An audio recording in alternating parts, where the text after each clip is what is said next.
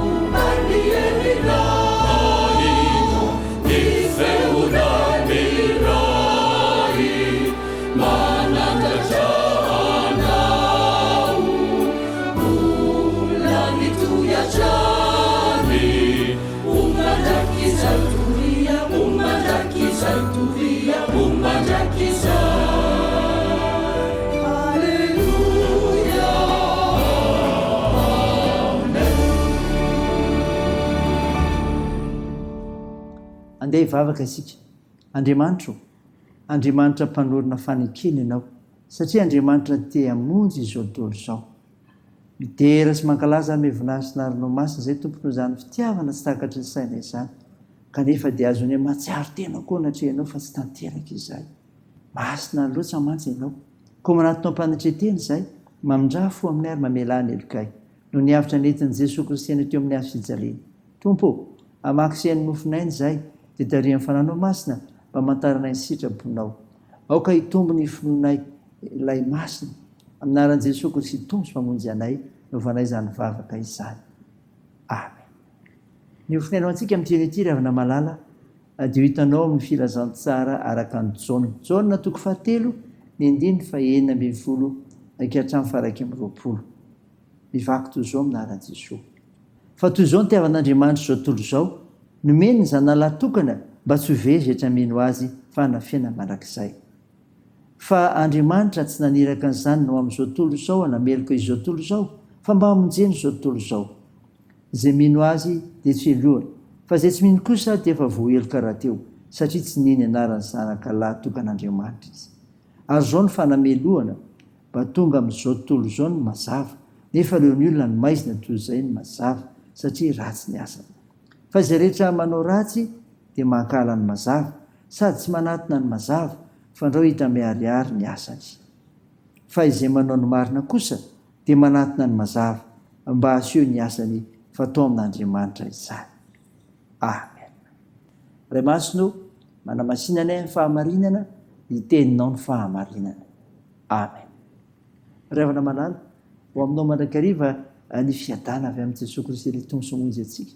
Mofinaina ho antsika tamin'ity anio ity izay voavaky tamintsika teo Jona 7:9-20. Dia mbola hanehoana ny resaka nataony Jesosy Nikodemosy tamin'ny fotoan'andro. Inona zavatra mba reto? Ny nanirena ny fanekena nataony Tompo. Ny nanirena ny fanekena nataony Tompo. Dia hoe ny 9:20. Fa toy izao ny tiavan'Andriamanitra izao tontolo izao, meny zanala tokana mba tsy ho vezatra mino azy fa nafiana marak'izay. Toy izao ny mitiavana. Ny miteto ravana dia midika hoe mandray an-tanana. Ary dia noraisina an-tanana tokoa ny fiainantsika tamin'ny nanorana ny zanany. Ny faharoa koa dia ny hoe izao tontolo izao. Misy heviny roa rakely indrindra izany ravana, izay milaza ity tany iainantsika ity sy izay rehetra eo aminy, ary milaza ihany koa ireo voagezan'ilay ratsy. Zara roa izany. Ny rahany zanany mba ho fiainana ho an'ny olona rehetra, ary indrindra ho an'ireo voageza. Nomeny, izany hoe nafony sy natolony tamin'ny mpitiavana, natolony hatanteraka ny fanehoam-pitiavana, natolony ho fanatitra noho ny ota tenan Jesosy Kristy. Tsy ho very, tsy ho voaheloka fandray ny fanavotana. Meny.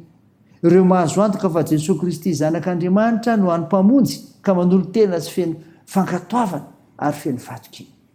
Raha ny marina ry havana, dia efa tapa-kevitra ny hamonjy antsika Andriamanitra, fa miandro ny fanapa-kevitra avy amintsika kosa ny andraisanao izany. So, raisa ny famonjen'Andriamanitra, raisa Jesosy Kristy, dia n'Andriamanitra rery ny voninahitra. Amen. Dia vavaka isika. Tompo, misaotra noho ny mofinaina nomenao anay izay manamafy fa ny Andriamanitra ivavahanay dia manolona fanekena monjy izao tontolo izao. Vavaka aminao ary izahay, metraka izao asa filazantsara izao sy ny hazakazaka masina tanterahany fiangonana. Hitahinao ireo tompona rehetrarehetra amin'ny fiangonana Jesosy Kristy ny Madagasikara, hatrany amin'ny filohan'ny fiangonana Jesosy Kristy ny Madagasikara, hatrany amin'ireo kristiana isambatan'olona mino an'i Jesosy Kristy, mandrainao Jesosy Kristy ho tonso mpamonjy eo amin'ny fiainana. Vavaka aminao izahay, mametrahany azy ireo ampelantananao, mba hombany fitahinao ny amin'ny ezaka rehetra ho fampandrosoana ny fiangonana Jesosy Kristy eto Madagasikara, aizana amin'ny fankatia, aizana amin'ny fanaray tsara, azona amin'ny fanohana, anatanterahany izany rehetra izany ka hanehoanay ny talenta efa nomenao koa. Vavaka aminao izay Jesosy, injeo amin'ny firenenay. Mesahanao fanahy masina eto Madagasikara, asitrandreo mararika omenao fanantenana, toany ny asa fitsaboana, ampahirizinao izay azony manjo ary fonjeo ny marefisokiolona reo sahirana. Tao io ny fihazakazanay amin'ny asa aman-draharaha, ny fianarana, ny tokantrano ary ny fikasanay. Ivavakay dia ataony anaran'i Jesosy Kristy mpamonjy anay, izay efa nampiandrany koa ny vavaka manao hoe.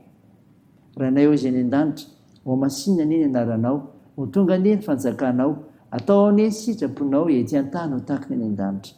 Meo ny anio izyanina sahaza ao anay, ary mamela ny elikay tahaka ny namelanay izay meloka taminay, ary aza mitondra anay amin'ny fakapanahy, fa manafanay amin'ny ratsy, fanao ny fanjakana sy ny hery, ary ny voninahitra manakizay.